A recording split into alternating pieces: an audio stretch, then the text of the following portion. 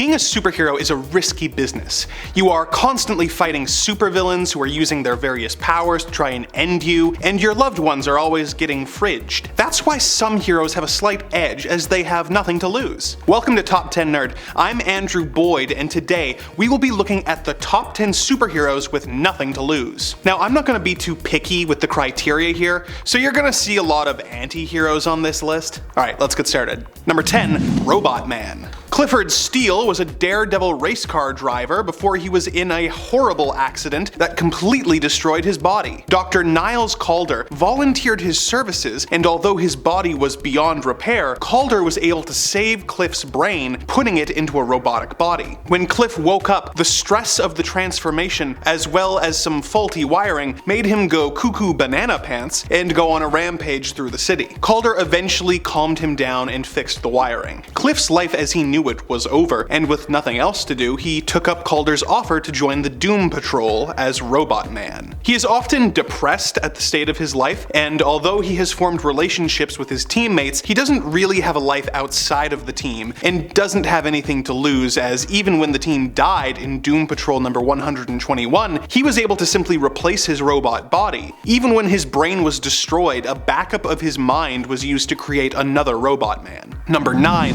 Hawkman and Hawkgirl. When the Egyptian prince, Prince Khufu, and his love, Chaera, were killed by the priest Hath Set, the knife he used bonded their souls together, as it was made of an alien element known as nth metal. As a result, Khufu and Chaera are fated to be reincarnated throughout history, always coming together and usually being killed by the reincarnated Hath Set. Some of their lives include Brian Kent, also known as the Silent Knight, and his lover, Lady Celia Penbrook.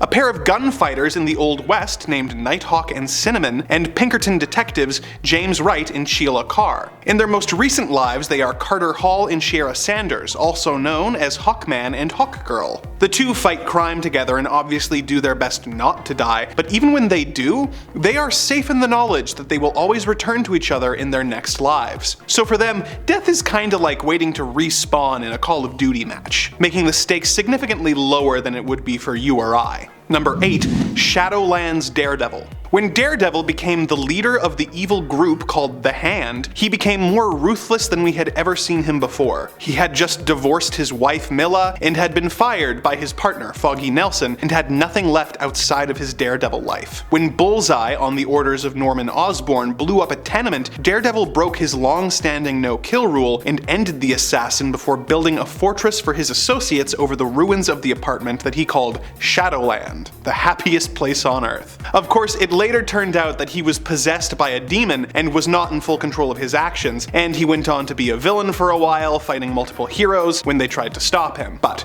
for a brief window there, Daredevil really did have nothing to lose and was still a hero. Number 7, the Hulk. When Bruce Banner's Gamma Bomb test went wrong, he was cursed with the ability to transform into the Incredible Hulk whenever he became angry or outraged. The Hulk is often despised by the people of Earth despite all the good he's done as a member of the Avengers and as a solo superhero, likely because of his tendency to smash everything in sight when he hulks out. This has resulted in a Bruce Banner who is often on the run with nothing to lose. For example, at the beginning of the Immortal Hulk series, he is presumed dead and has nothing. He is surviving by begging and stealing what he can and owns nothing, not even the clothes on his back, which he always loses when he transforms into the Hulk. Banner is often written as not really caring if he lives or dies, as death would be a sweet release from his tragic life. However, he ranks pretty low on this list as he does have some things to lose. Despite their differences, he does have friends on the Avengers, as well as people he cares about like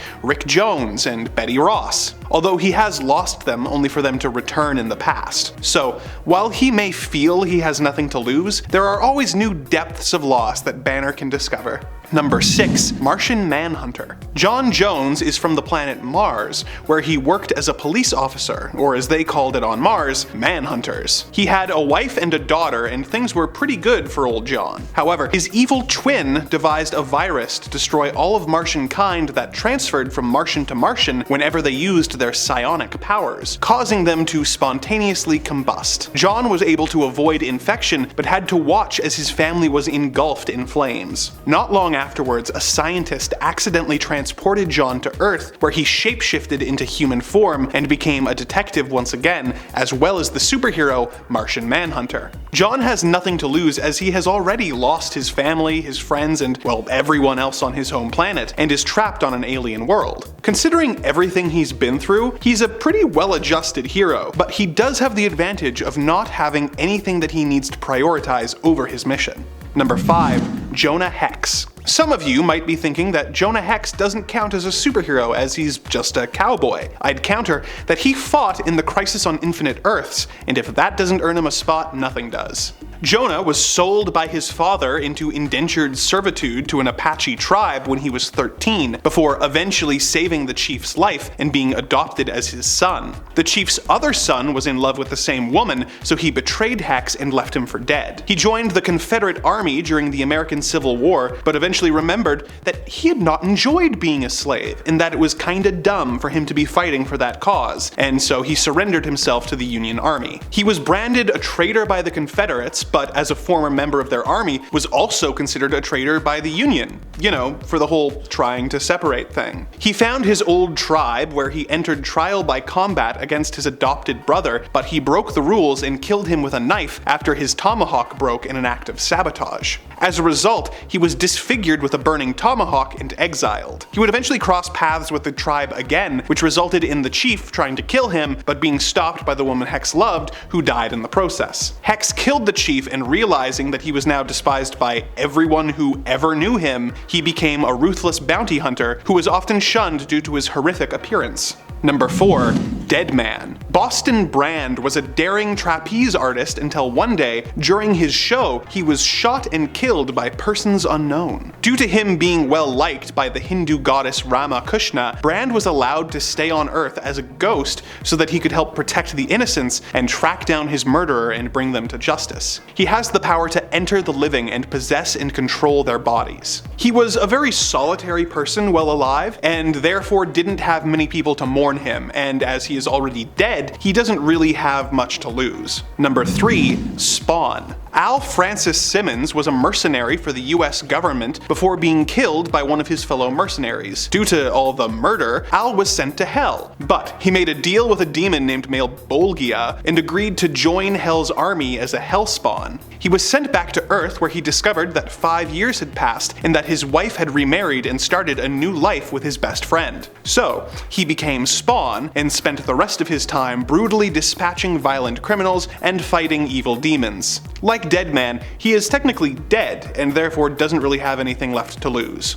Number 2. Rorschach. Walter Kovacs had a pretty rough upbringing, being raised by a less than ideal mother before being made a ward of the state. He was bullied there too, although through his schooling it was discovered that he was an extremely intelligent boy with a real skill at boxing. When he grew up, he became a garment worker until a murder of a woman who was killed in front of several witnesses who didn't even try to help her inspired him to become a costumed crime fighter. He used a special fabric that changed with temperature and pressure to make a mask for himself and became Rorschach. Rorschach was a decently respected hero, even working with other heroes as a member of the hero team, the Crime Busters, but after seeing a particularly cruel and brutal crime scene, his mind snapped and the Walter Kovacs side of him died, leaving only the brutal Rorschach. He chose to live in squalor with no real friends aside from a strained relationship with Night Owl 2, and only coming out of his home unmasked to collect intel while holding a doomsday sign. When he and the other heroes uncovered Adrian Veidt's plan to attack Manhattan and Moscow with a giant squid monster in order to try and end the Cold War, he was the only member of the team who didn't choose to keep the truth a secret, saying,